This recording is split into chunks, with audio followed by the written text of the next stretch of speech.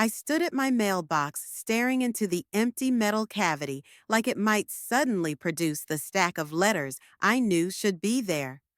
For 3 days straight, nothing, not even junk mail. I flipped through my mental calendar, trying to remember if there was some holiday I'd forgotten about. But no, the mail carrier had been making his rounds. I'd seen him delivering to my neighbors just that morning. My hands trembled slightly as I pulled out my phone and scrolled through my banking app. Late payment notices should have arrived by now. My insurance renewal, that important contract for my freelance client, all of it vanishing into thin air. Mrs. Henderson from next door was watering her petunias when she noticed my obvious frustration. She glanced around nervously before whispering, "You might want to call the post office, dear. I've heard someone has been making complaints about certain residents." The way she emphasized certain told me everything I needed to know. Someone had targeted me specifically. 20 minutes later, I was on hold with the Postal Service, my patience wearing thinner with each passing minute of elevator music. When the clerk finally picked up, her tone was apologetic, but matter-of-fact. "Yes, sir, I see here that a mail hold was placed on your address 3 days ago. The request came in through our online system." My heart stopped. I never requested a mail hold. Well, someone did. It says here, the hold was requested for vacation purposes, set to last indefinitely until you contact us to resume service. I hung up the phone, my mind racing. Someone had deliberately sabotaged my mail delivery, and I had a sinking feeling I knew exactly who 3 weeks earlier I had moved into Willowbrook Estates, a pristine suburban neighborhood, where every lawn was perfectly manicured and every house painted in approved neutral tones. I thought I was escaping the chaos of apartment living for some peace and quiet. What I got instead was Karen Weatherbeebe, the HOA president who treated the neighborhood like her personal thief. Our first encounter happened on moving day. I was directing the movers when this woman marched up my driveway, wearing a crisp blazer and carrying a clipboard like a weapon. She had that particular haircut that screamed middle management and demanded to speak to supervisors. "Excuse me," she said, her voice dripping with artificial sweetness. "I'm Karen Weatherby, president of the Willowbrook HOA. I need to inform you that moving trucks are only permitted between 9 a.m. and 5 p.m. on weekdays." I glanced at my watch. It was 4:30 on a Tuesday. "We'll be done by 5. I replied politely. Her smile faltered. "Also, those boxes stacked on your porch are visible from the street. That's a violation of our aesthetic standards. They'll be inside by tonight." I assured her, wondering how boxes existing for a few hours could possibly offend anyone. That should have been the end of it. But Karen treated every minor interaction like a personal victory or defeat when I forgot to bring in my trash cans until Wednesday morning. She left a passive-aggressive note citing Section 12 of the HOA handbook when I planted some colorful flowers that were apparently the wrong shade of yellow. Another note appeared this time, with highlighted passages about approved plant varieties.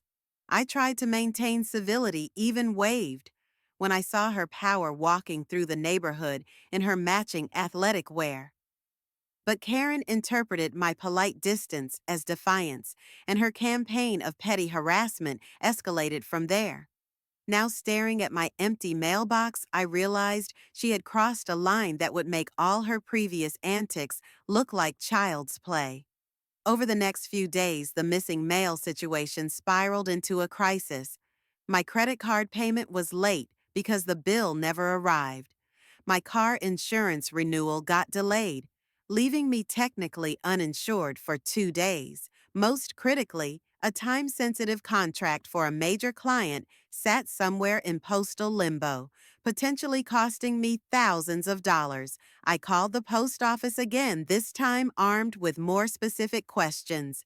The same clerk helped me, and when I pressed for details about who had requested the hold, she hesitated. "Sir, I probably shouldn't tell you this, but the request came with a note claiming you were having issues with neighborhood disputes and wanted your mail held until things settled down.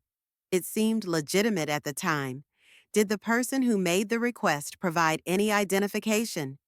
They used the online system, but they would have needed your full name and address. Someone who knew your personal information. After I hung up, I sat in my car outside the post office, piecing together what had happened. Someone had impersonated me to sabotage my mail service.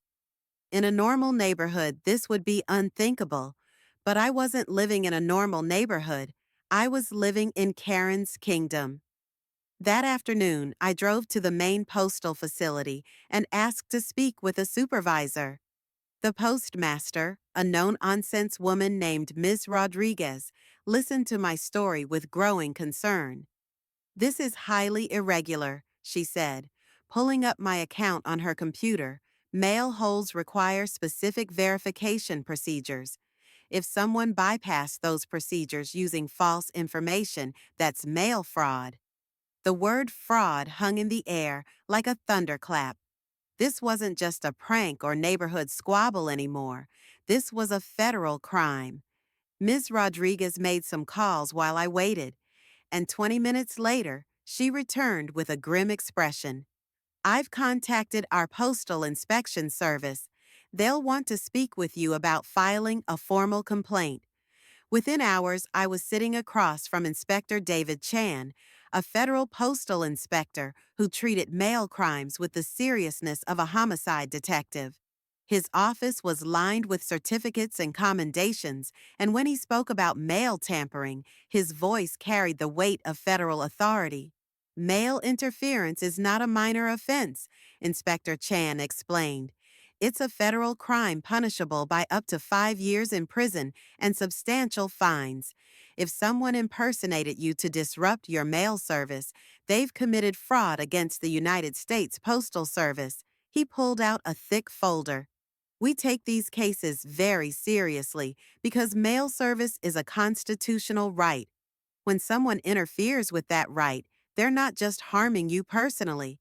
They're attacking a fundamental government service I provided Inspector Chan with everything I could think of. The timeline of events, Karen's pattern of harassment witness accounts from neighbors who had seen her behavior." He listened intently, taking detailed notes. "We'll need to gather evidence," he said. "Security footage from the post office, digital records of the mail hold request witness statements. If your suspicions are correct, we'll have enough to pursue federal charges." As I left his office, I felt something I hadn't experienced in weeks. Hope. For the first time since moving to Willowbrook Estates, I wasn't the powerless victim of Karen's petty tyranny. The full weight of federal law enforcement was now on my side. The investigation moved faster than I expected. Within a week, Inspector Chan called with updates that made my jaw drop. Security footage from the post office showed Karen entering the building on the exact day my mail hold was requested. Digital forensics revealed that the online request had been submitted from a computer traced back to her home network.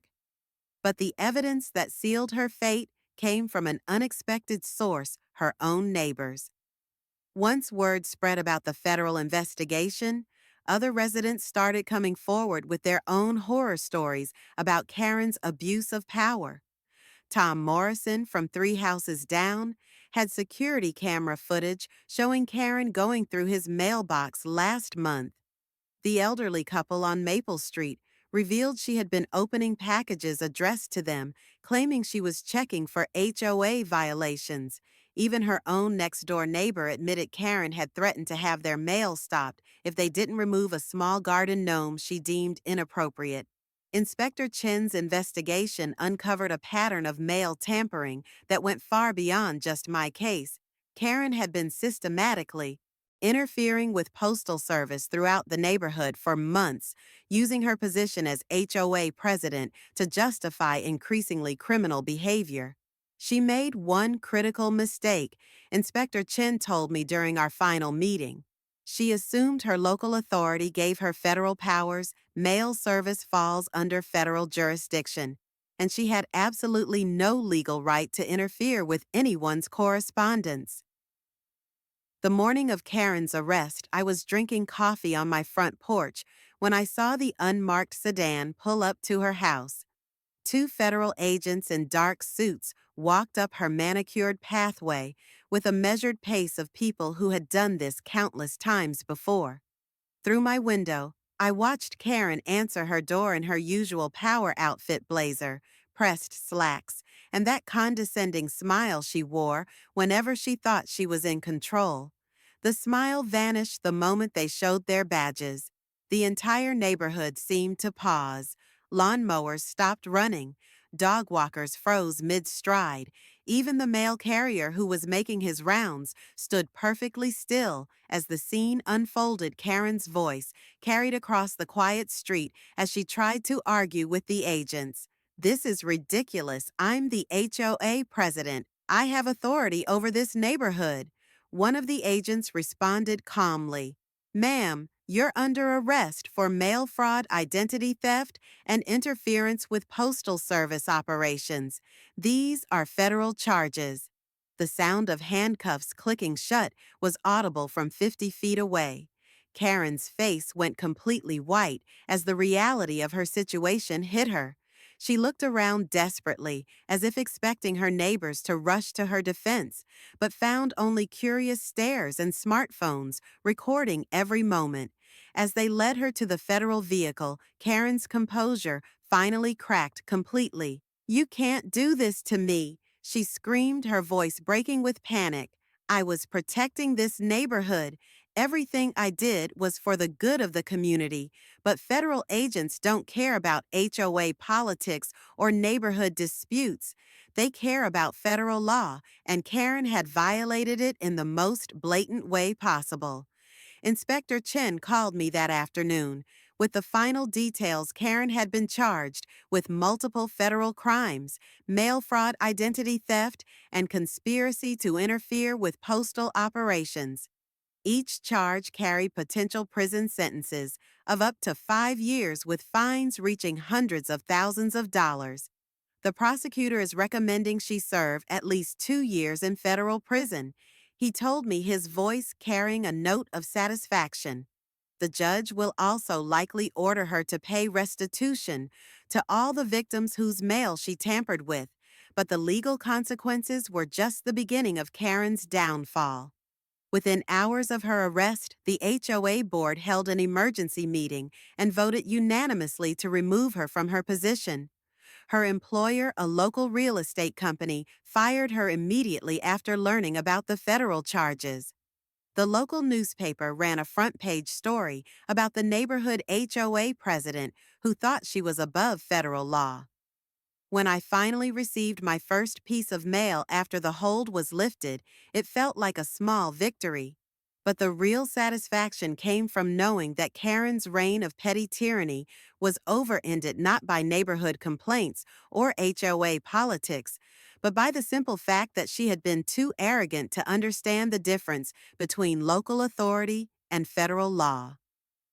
As Karen sat in her holding cell that first night, facing years in federal prison and hundreds of thousands of dollars in fines, I imagined she finally understood the magnitude of her mistake. She had gone from neighborhood queen to federal prisoner in a single morning.